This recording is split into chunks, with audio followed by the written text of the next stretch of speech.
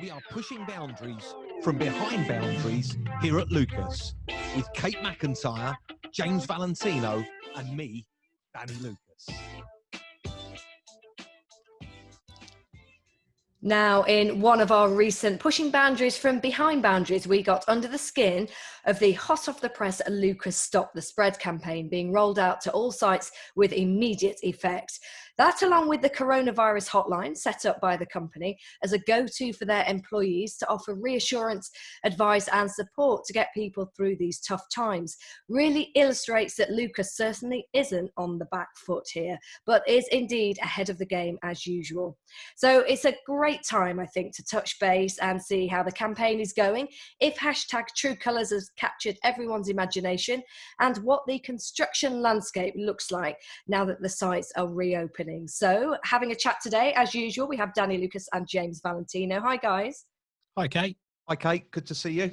Yeah, you too. I can't believe it's been almost 3 weeks since we've managed to do a podcast, partly because of all these campaigns you guys are launching. They've just taken off and are running wild, aren't they? Honestly, we've been completely sucked in with so much busyness and effort around True Colours and Stop the Spread, Kate. It's been, I don't know where the time's gone. I mean, I'm really shocked. 3 weeks. It just seems like yesterday. Yeah. Doing this.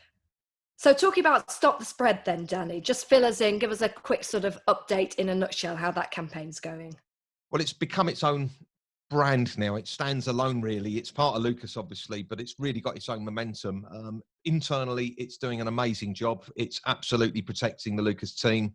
It's giving our clients a lot of positivity. Externally, it's gone viral. I mean, we are now reaching out to every industry and every sector you can imagine with hand wash stations, including education now. So that has kept us very busy because this is now the thing for getting back to work, getting back to business. Wow, so it's gone way beyond the construction industry then. So what kind of places are we talking about? Maybe schools, shops? We've got supermarkets, we've got dentists, we've got a canine hydrotherapy clinic, we've got schools, we've got garages, service stations, care homes, of course, things that we were supporting beforehand.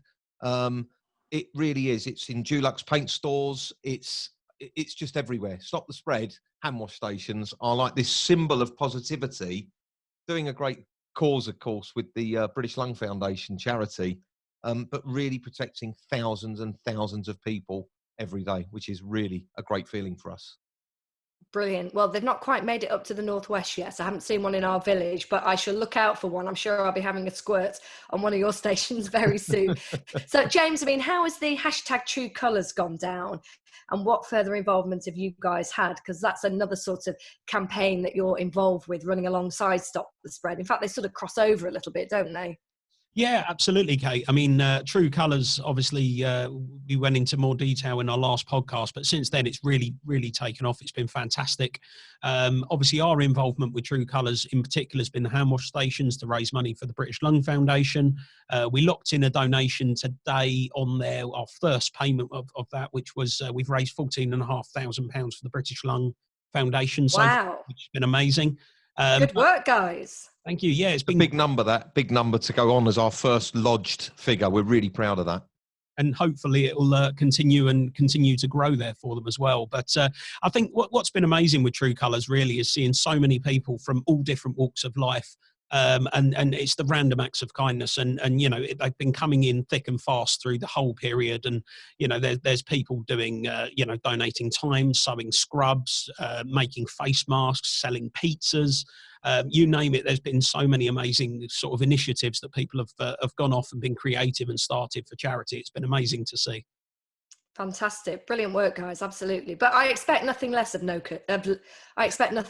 Lucas knowing you guys. So, Danny, let's turn our focus back to the construction industry and just give us a rundown, really, on what the situation is like there for you now. Is it starting to feel like business as usual? The numbers are definitely back up. We've got almost a full workforce now, which is brilliant. Obviously, we came back into it very slowly. It was about navigating our way through the new procedures. The industry is now on revision 4, so it's been continually improved across the industry. Everybody's getting used to social distancing. Everybody's getting used to PPE, travelling in, all of the sort of new procedures really, Kate, have become the new normal for a lot of people. And I think that it's actually presented some opportunities for innovation as well, and for us to really think about our businesses and what we can do to improve and adjust to this, which is fantastic. Yeah, so talking about those sort of new procedures coming into play, I mean, how easy has it been to get your head around those? Because, of course, there has been a tightening and rewriting of many health and safety procedures that you need to now be aware of and implement. Well, it depends on the trades as well. I mean, some trades obviously have two people working closely together, handling materials, scaffolding, for instance, holding tubes and putting tubes up together. And then you've got other trades where it's single working, and that works fine. I mean, if I take painting as a trade, for instance, the one thing that we've always wanted is no one there with us so we can get on without anyone in our way and not damaging our work. So social distancing for painting works brilliantly. Other Yeah. trades, of course, there's challenges. I've seen a company the other day innovating where they're laying paving slabs. Normally it's a two-man job and they're having to carry heavy slabs of marble and granite. Now they've got machines that are lifting these things at a distance and placing them because operatives can't be close together. But I think people have got their head round how to overcome it, because we've still got to work at the end of the day. So it's no good burying your head in the sand and thinking that you can carry on as before, because if you do that, you won't work. So Yeah. So, it's great to see what people are coming up with. James, I guess then really the message there is you've got to be quite flexible when you are implementing these changes and, sort out what works best for you guys on site. Yeah, absolutely, Kate. I mean, the main thing is obviously it's a situation where we're always learning, we're evolving.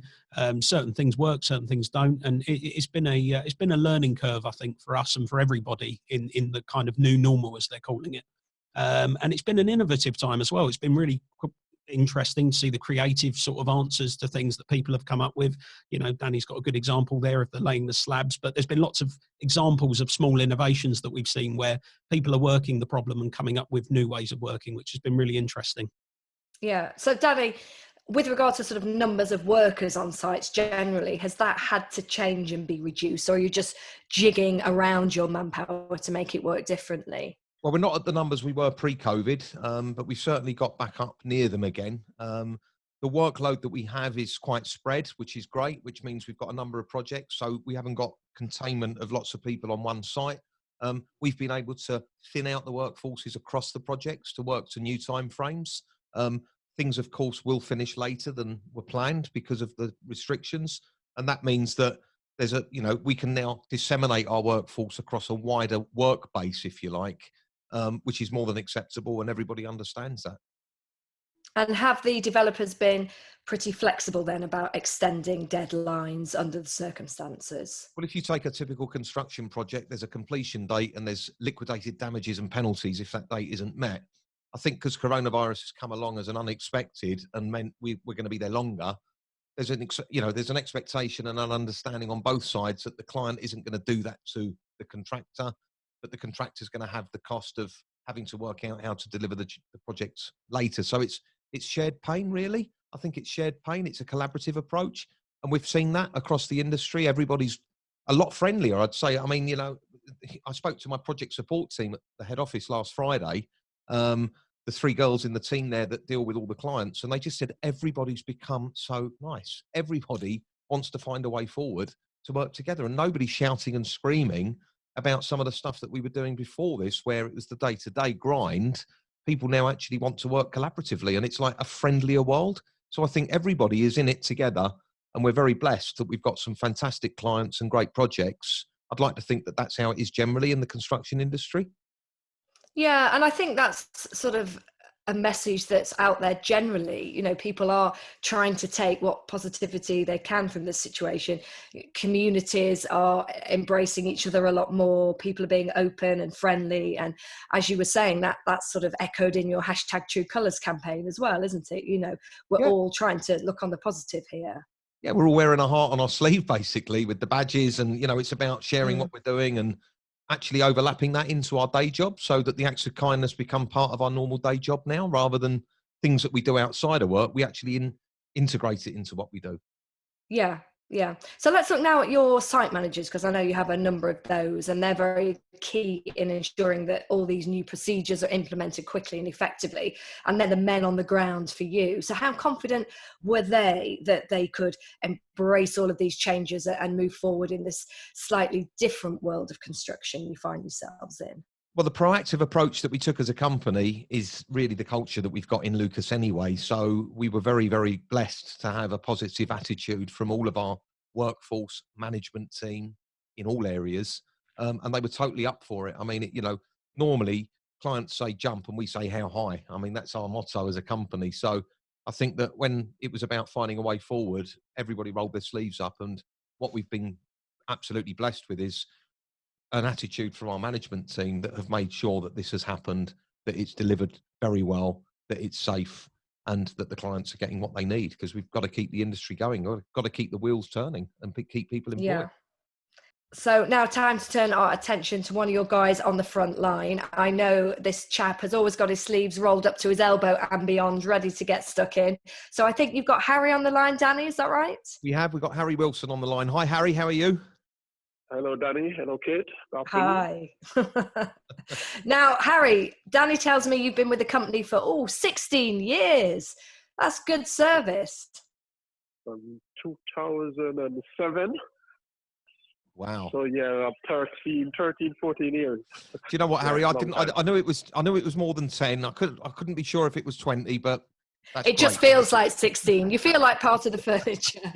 So, Harry, we've just been chatting about life back on site now, and I wanted to ask you what sort of vibe you got when you went back out there. Were you and the guys really pleased to be able to go back out and work again?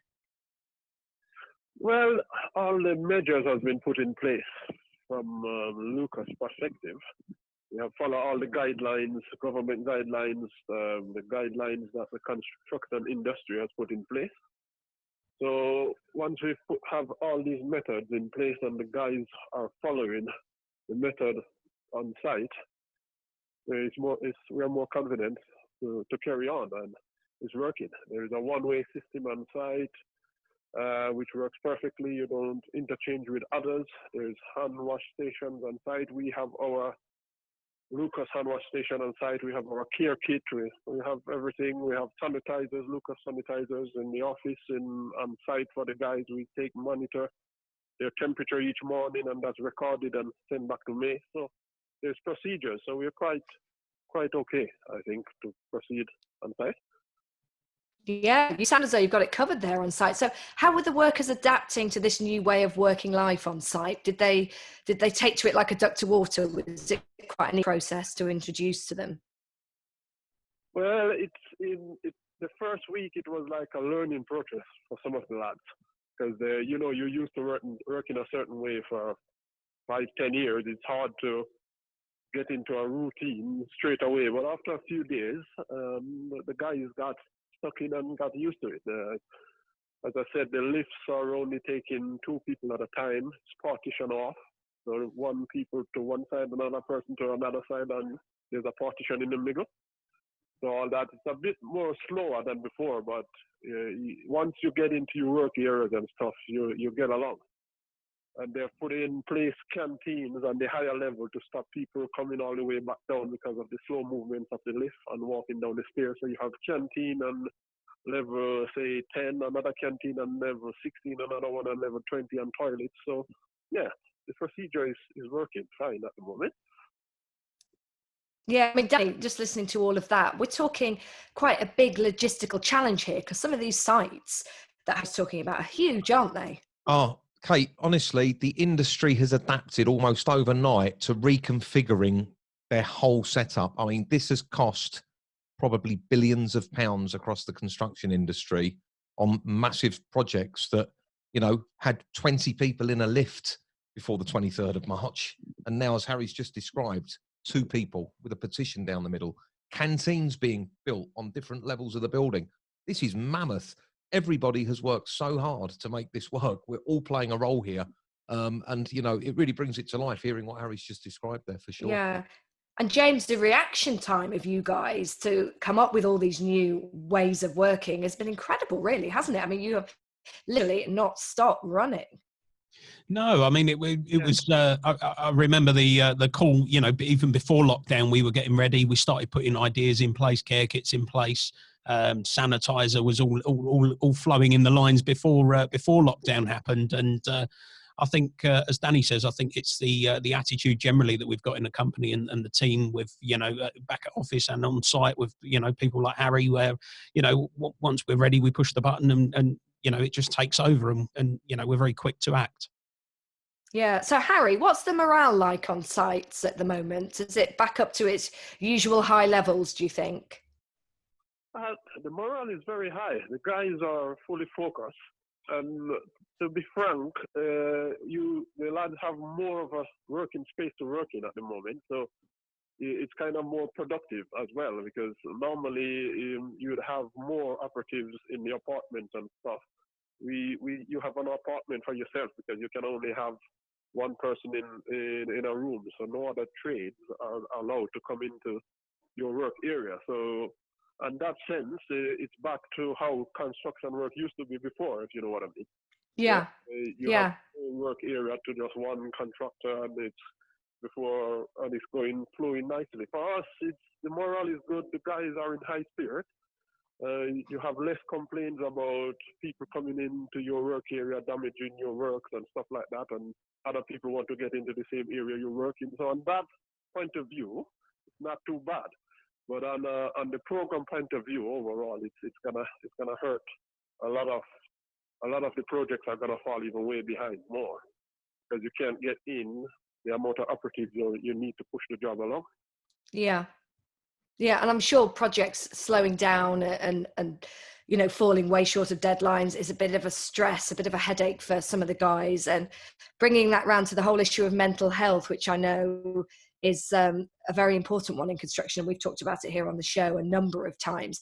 So how do you manage that on site, Harry? How do you keep people's spirits high? And another point there, are most people aware of the coronavirus hotline that Lucas have set up, just in case they do feel they want to talk to anyone?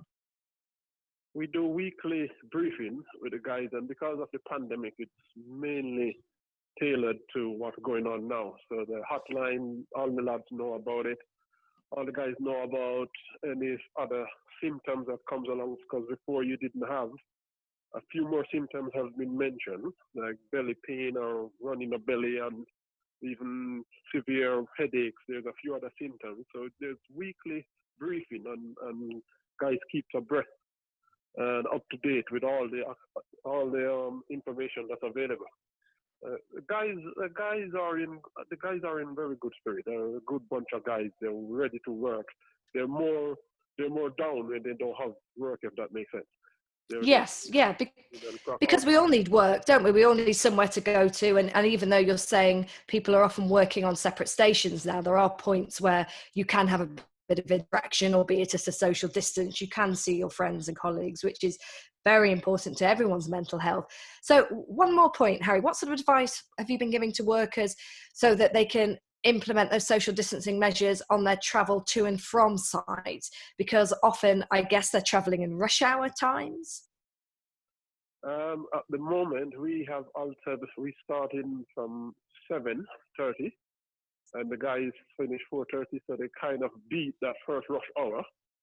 That kind of helps a bit. And in the mornings, they're here a bit earlier as well.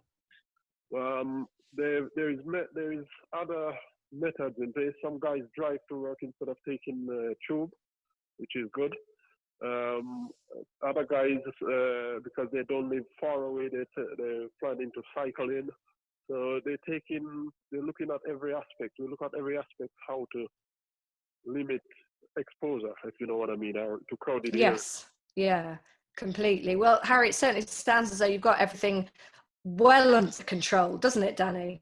Well, what I'm really proud of is that Harry's attitude is the same across all the managers that we've got. And, you know, that consistency has meant that the entire workforce have got that sort of assurance really from management and positivity. But as Harry said, if you can keep these guys working, at the end of the day, that's what they want to do. They want to come in and they want to feel that they've served the purpose and that they're able to fulfill their day's work. And that gives them great well-being, because they can go home at night proud of what they've achieved. So it's all about keeping the flow going, really, and giving them the positivity.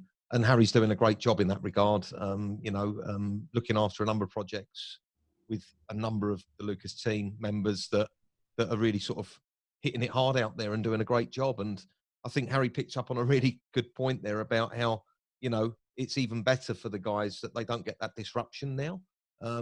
We've battled for years with that as a problem.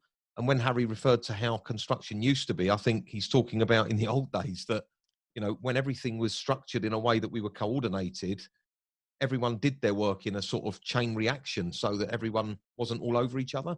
A lot of pressure on projects today with program timeframes, delays that have happened, means that people get bunched up. We can't do that now because legally we can't, because of social distancing and because of Public Health England. That's actually played really well into certain trades, and it's allowing us to actually be more productive and enjoy our work more. So and if anything, it's better for mental health as well, just to chip in, because you don't have that constant pressure on people arguing with each other about workspace. So it's kind of, if the guys are working constantly, good for their mental health as well, because you don't have to worry about where the next money is coming from to pay your bill or feed your family. So getting them back to work is very good. For quite a lot of positives actually have come from the way we're working. Yeah, they have. Really good. They have. Well, thank you so much, Harry, for taking a step away from work there to have a chat with us. I'll let you get back to site. Well, by the sound of it, you're doing such a great job. You'll be here well after 16 years. I wouldn't worry about that. Harry, great to talk to you, and have a great weekend. Thanks for your time. Thanks a lot, Harry. Okay, Danny, everyone. Cheers. Thank you, Harry. Bye. Bye. So, Danny, finally then, with all of these new restrictions being enforced and a new way of working now being the norm moving forward, how long do you think it's going to take for the construction industry to bounce back? There's various graphs and charts and data out there. One of our clients has predicted that by the end of August, they'll be back up to 80% reduction again, which is encouraging to hear. I think that we will all be back by the end of the year at sort of our levels of workforces again.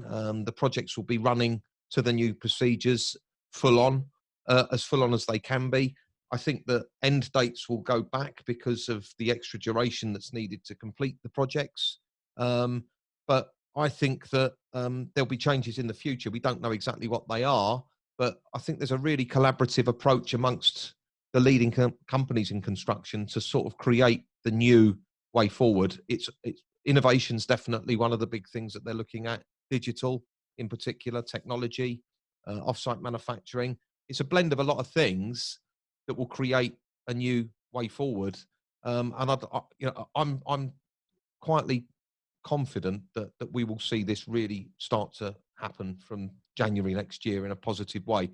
And another good thing that I saw the other day, Kate, was that a survey had been done of about nearly 6,000 people, professionals across 10 industries, and construction was at the top with a couple of other industries, of people's attitude being the most confident of their future, their financial security, their career, and the opportunities in front. So everyone in construction seems to have a really good attitude about this, and is taking positives from it. So I think the industry will bounce back really well. And everyone's very open to change now because of what's happened. We talked about innovation before, not everyone was doing it. Now everyone's up for, let's try this, let's try that. Yeah. It's quite exciting. Everyone's a lot more open-minded, aren't they? You're right. So James, finally then, obviously we heard from Harry there about life on site and morale. What's it like in the office? Because I know there's an important team there that are the backbone of the Lucas Empire, really keeping it all going, aren't they? How are they all doing? Yeah, it's been great, Kate. I mean, we've been back for a little while now, albeit on a rota basis, a little bit like the sites, where obviously we're back in a safe way, and you know we've cut down on numbers in the office at a time so that we can all maintain a good distance. But it's been great to get back. Initially, when we first got back, it was a little bit of a teething period where we was learning the new procedures and how to operate in this new kind of way in the office and get our heads around all the new ways of working. But as we've started to see people emerging back into the office now, and everybody's got used to seeing each other again and, you know, catching up with each other, it's been great, especially in a period where at the moment, in terms of going out and seeing family and friends, and we've been starved of social interaction, I think, as a lot of people, and going to work and seeing your work colleagues and things like that, it's been a real buzz for a lot of people. So I think for mental health, and in terms of motivation as well, it's been great to get back and see everybody. Great. Well, thank you guys for having a chat this afternoon. And it was great to talk to Harry as well. It's always good to talk to someone who's got their boots on the ground, isn't it, Danny, and get a real feel Really for what's good. going on. Really good. It brings it to life for sure. And Harry described it really well there. Yeah. Yeah. Well, I look forward to hearing more about how far the Stop the Spread campaign has grown when I next speak to you, along with more exciting information from #TrueColours. So until then, thank you very much, guys. Fantastic. Great to see you all. Thanks for listening. Tune in again. And don't forget, you can email us socialmedia@lucasuk.com.